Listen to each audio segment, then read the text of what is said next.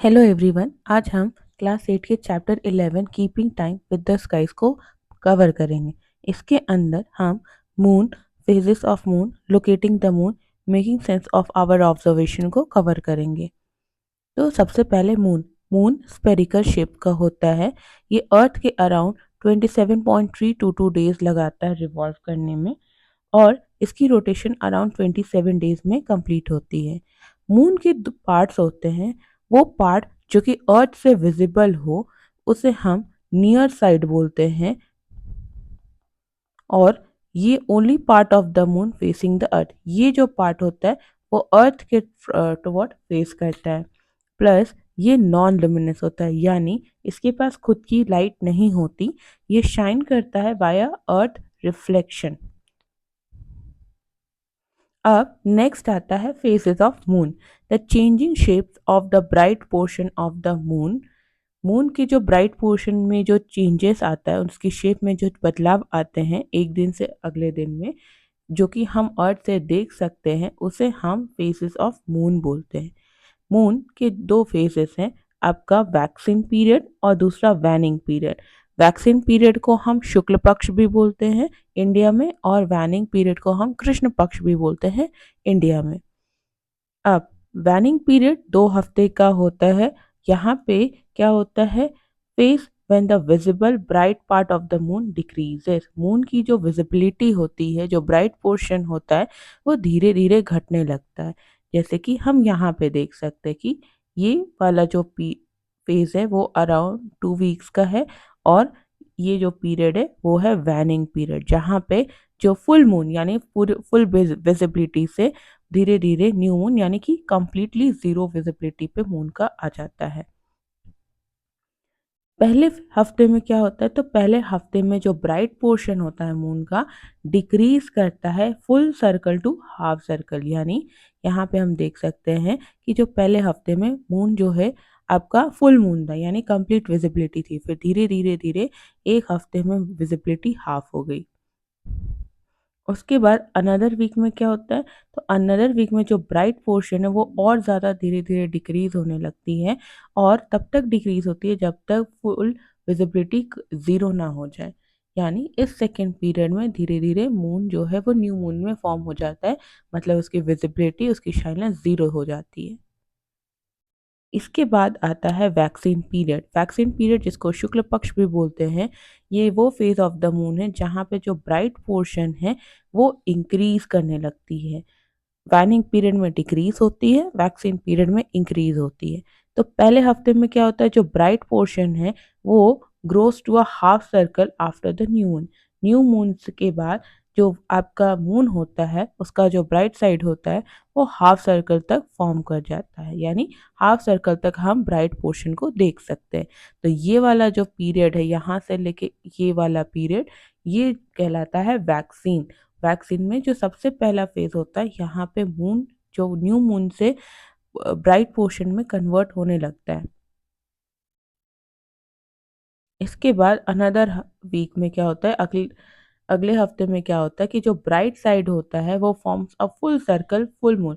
यहाँ पे विजिबिलिटी आपकी फुल कंप्लीट आने लगती है अगले हफ्ते में। तो वैनिंग और वैक्सीन दोनों ही दो दो पीरियड के पार्ट होते हैं। इस 2 हफ्ते में पहले पीरियड में वैनिंग में आपका फुल मून यानी कि कंप्लीट विजिबिलिटी से हाफ अराउंड विजिबिलिटी तक आ जाता है, और अगले हफ्ते में आपका हाफ विजिबिलिटी से ज़ीरो यानी न्यू मून का फॉर्मेशन हो जाता है। इसके बाद आता है वैक्सीन पीरियड। वैक्सीन पीरियड में 1 वीक के अराउंड आपका मून का विजिबिलिटी इंक्रीज होने लगता है, और अनदर वीक में वो 100% कंप्लीट विजिबिलिटी को प्रेजेंट कर देता है। अब मून में पीरियड कैसे चलते हैं, तो सबसे पहले वैनिंग पीरियड आता है, दूसरा आता है वैक्सीन पीरियड। यानी सबसे पहले आपका कृष्ण पक्ष, देन शुक्ल पक्ष। अब गिब्बस और क्रिसेंट क्या होते हैं। Gibbous, more than half but not fully illuminated moon. Moon में इल्यूमिनेशन तो है, विजिबिलिटी तो है, शाइननेस तो है, लेकिन वो आपका हाफ से थोड़ा ज़्यादा है, लेकिन कंप्लीट नहीं है। वहीं क्रिसेंट में क्या है, less than half, half half से कम इल्यूमिनेशन दिखता है, जैसे कि हम यहाँ पे भी देख सकते हैं कि वैनिंग में भी गिब्बर्स और क्रिसेंट पीरियड है। यहाँ पे हाफ से ज़्यादा लेकिन कंप्लीटली आपका 100% विजिबिलिटी नहीं होता है। वहीं पे क्रिसेंट में क्या होता है, आधा से ज़्यादा आपका विजिबिलिटी डिक्रीज होता है, शाइनेस डिक्रीज होता है। अब लोकेटिंग द मून, मून के लोकेशन को हम कैसे पता लगा सकते हैं? The position of the moon changes every day in the sky. Moon का जो पोजीशन है वो हर दिन चेंज होता है स्काई में, आसमान में। अगर हम ऑब्जर्व करेंगे तो moon at the same time on different days, अगर हम हर दिन मून को ऑब्जर्व करेंगे सेम टाइम पे, तो ये हमें अलग अलग जगह पे आपको अपीयर होगा स्काई में। तो फुल मून, फुल मून मतलब जहाँ पे मून की विजिबिलिटी 100% होती है, शाइनेस हमें शो होता है। तो फुल मून डे में moon rises in the opposite of the sun's direction. Sun का जो डायरेक्शन होगा उसके अपोजिट मून का प्रेजेंस होगा, यानी सन जो है राइज करता है ईस्ट में, तो मून जो है वो सेट कहाँ करेगा, वेस्ट में सेट करेगा। इसके बाद बाकी जो सब्सिक्वेंट मॉर्निंग्स होते हैं सनराइज के टाइम, वहाँ पे मून जो है वो सन के नज़दीक होगा।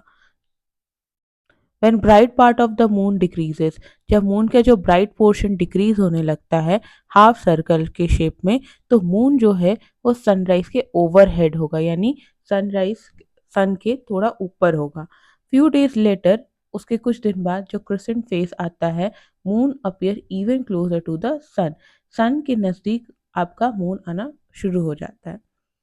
Knowing the phases of moon, हम मून के जो फेजेस से हम क्या पता लगा सकते हैं, तो we can find out where and when to look for the moon on any given day.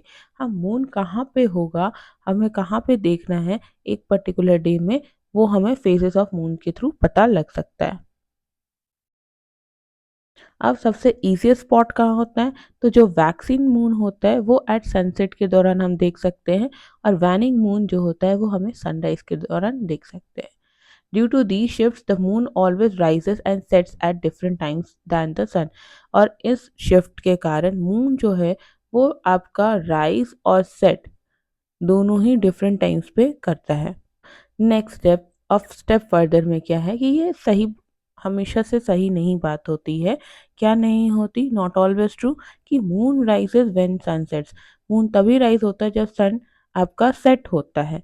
ये हमेशा से सही नहीं है।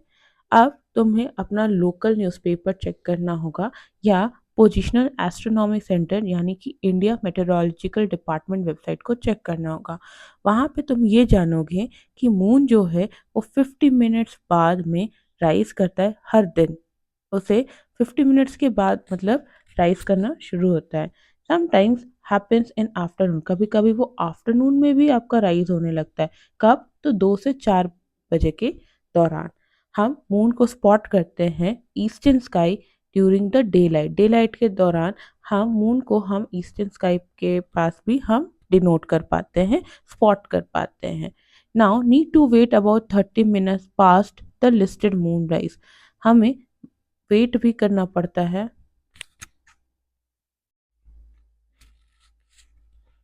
अब ये बात सही नहीं है कि जो चांद है वो तभी राइज करता है, तभी उगता है जब सूर्यास्त होता है। ये हमेशा से सही नहीं होता।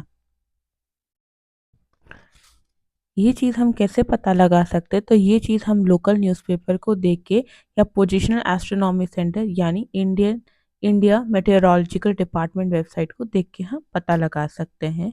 हमें वहाँ मालूम होगा कि मून जो है वो राइज कब होता है, 50 मिनट्स लेटर ईच डे, हर दिन 50 मिनट का के देरी से मून जो है राइज करता है। यानी अगर आज 2 बजे आपका मून राइज हो रहा है, तो अगले दिन 2:50, अगले दिन 3:40 के दौरान आपका मून जो है वो राइज करेगा। समटाइम्स हैपन इन आफ्टरनून, और कभी कभी तो मून राइज जो होता है वो 2 से 4 PM के अराउंड होता है, दोपहर के वक्त। Can spot in the eastern sky during the day light, अगर हम पूर्व दिशा की तरफ देखें तो दिन में भी चांद दिख सकता है।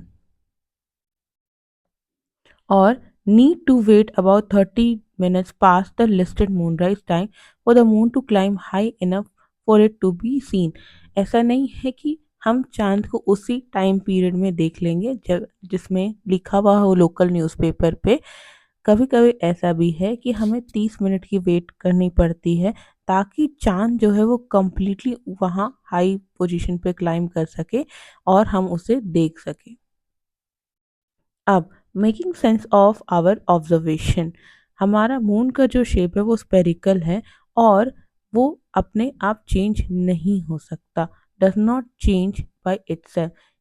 अब यहाँ पे क्या होता है, यहाँ पे मून का जो पोर्शन जहाँ पे रेस सन के रेज फॉल करते उसे हम इल्यूमिनेटेड पोर्शन बोलते हैं और वहीं पे जहाँ पे सनलाइट फॉल नहीं कर सकता उसे हम नॉन इल्यूमिनेटेड साइड बोलते हैं। Illuminated part of moon that faces the sun and receive sunlight.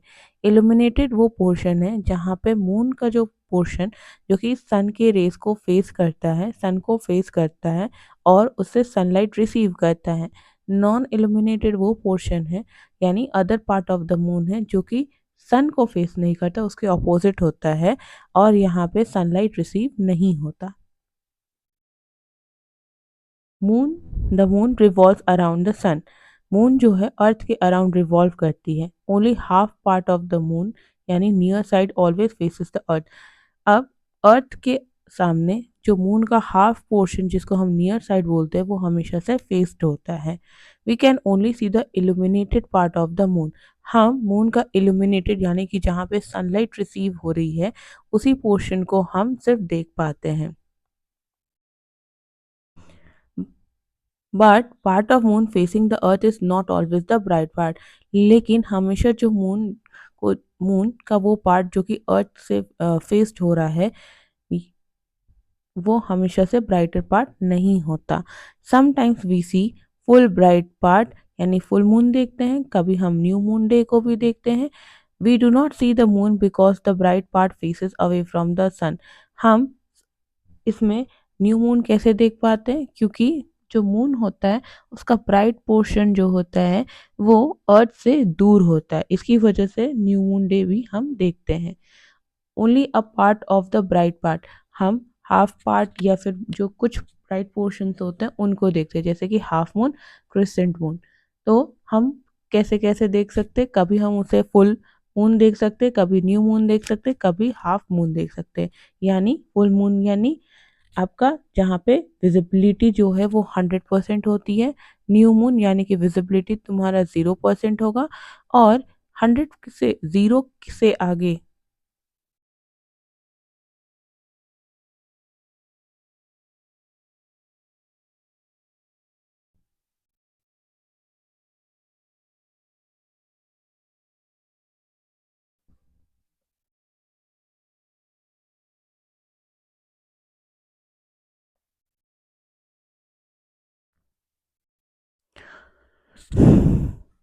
चलो अब जानते हैं कि मून जो है वो अर्थ के अराउंड रिवॉल्व करता है। ठीक है, अब only half of the moon near side always faces the अर्थ।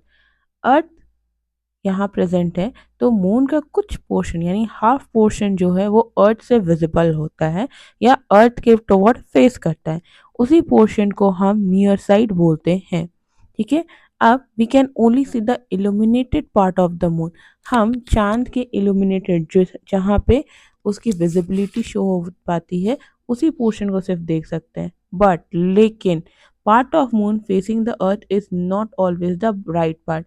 जो मून का वो पोर्शन जो कि अर्थ के टुवर्ड फेस किया हुआ है वो हमेशा से ब्राइट पार्ट नहीं होता। कभी हम फुल ब्राइट पार्ट देखते यानी फुल मून यानी कि जहाँ पे विजिबिलिटी 100% होती है, कभी हम न्यू मून जहाँ पे विजिबिलिटी 0% होती है, मतलब उसके ब्राइट पार्ट को हम नहीं देख सकते, किसकी, मून की। क्यों, क्योंकि ब्राइट पार्ट जो होती है वो मून सॉरी अर्थ से दूर होती है। और next, only a part of the bright part, bright part का कुछ साइड हम देखते हैं यानी हाफ मून या और इसे हम क्रिसेंट मून भी बोलते हैं। The moon looks different on different day. हर दिन मून अलग अलग हमें दिखता है, अलग अलग दिन में अलग अलग मून के फेसेस हम देख सकते हैं। नाउ अब हमें एक एक्टिविटी करना है जहाँ पे हमें हमें क्या करना है, हमें एक बॉल को लेना है जिसमें हमें स्टिक को जॉइंट कर देना है और उसे अपने हाथों से पकड़ के स्ट्रेटली रखना है। इसके बाद हमें फ्लैश लाइट, एक पर्सन को बोलना है फ्लैश लाइट पकड़ने के लिए जो कि 3 मीटर दूर होगा आपसे, या फिर हमें एक इलेक्ट्रिक लैम्प के सामने या नज़दीक में हमें खड़ा होना है। जब टॉर्च बर्न हो जाए या इलेक्ट्रिक लैम्प जल जाए तो हमें इसको एंटी क्लॉकवाइज डायरेक्शन में मूव करना है अपने आप को, और हमें बॉल को देखते जाना है। तो हम यहाँ पे देखेंगे कि आपका जो विजिबिलिटी है बॉल का वो धीरे धीरे चेंज आ रहा है। अभी चांद जैसा फुल मून फॉर्म करेगा और एक पीरियड आएगा जहाँ पे आप मून को सॉरी बॉल को नहीं देख पाओगे, जिसमें हम कह सकते हैं कि वो न्यू मून पीरियड है। तो देखो एट ए के पोजीशन में क्या है, ball is held opposite to the direction of lamp. Ball को हमने किस डायरेक्शन में रखा है, अपोजिट डायरेक्शन के, किसकी, लैम्प की। तो ये कैसा दिखेगा, फुल मून डे जैसा दिखेगा। इसके बाद एट ई पोर्शन पे ball is held toward the direction of lamp. Lamp के डायरेक्शन में बॉल को प्लेस किया गया तो हमें उसमें क्या दिखा, non illuminated portion of the ball, ball जिसकी विजिबिलिटी जीरो है वो हमें दिखा। Non illuminated portion of the ball can't see illuminated portion of the ball similar to new moon day. ये हमें कैसे सिमिलैरिटी दिखा रहा है, तो न्यू मून डे यानी कि जिसकी विजिबिलिटी जीरो थी उस तरह से हमें इमेज फॉर्म करते हुए दिखेगा। At B C D F G H, B से लेके एच तक का जो पीरियड है जहाँ पे हम ई को छोड़ के बी सी डी और एफ जी एच वाले पोर्शन को पकड़ रहे हैं, देख रहे हैं, तो यहाँ पे curved line separating non illuminated and illuminated portion होता है। यहाँ पे एक कर्व्ड लाइन आएगा इस तरह से जो कि आपका इल्यूमिनेटेड और नॉन इल्यूमिनेटेड पोर्शन को अलग करता है, similar to the shape of illuminated portion of the moon viewed from the earth on other days। और ये किसके सिमिलर होता है, तो वो illuminated portion of the moon के जो हमारे अर्थ से बाकी दिनों में दिखता है, न्यू मून और फुल मून को छोड़ के।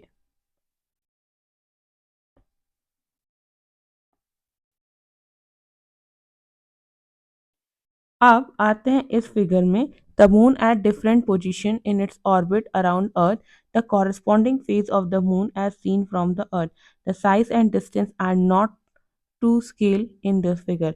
हम यहाँ पे मून के डिफरेंट फेजेस को देखते हैं। मून जो कि डिफरेंट पोजीशन पे अपने ऑर्बिट के अराउंड रोटेट कर रहा है, हम उसे देखते हैं। तो सबसे पहला होता है डे वन। डे वन में क्या है, entire illuminated portion of the moon can be scene. हमें यहाँ पे फुल मून दिखाई देगा। यहाँ पे जो इल्यूमिनेटेड, जहाँ से लाइट रिफ्लेक्ट करते हुए विजिबिलिटी शो करता है, वो 100% डे वन के दिन दिखेगा। डे फोर के दिन more than half of the moon portion of the moon can be seen. Gibbous phase हमें दिखेगा, यानी कि हाफ से भी ज़्यादा आपका मून जो है वो इल्यूमिनेटेड शाइन कर रहा है, विजिबल होता है। फिर डे 8 में क्या होता है, half of the moon, half of the illuminated portion of the moon can be scene. Moon के हाफ जो पोर्शन होते हैं वो इल्यूमिनेटेड हमें शो होते हैं। डे 12 में क्या होता है, तो डे 12 में less than half of the illuminated portion of moon can be scene.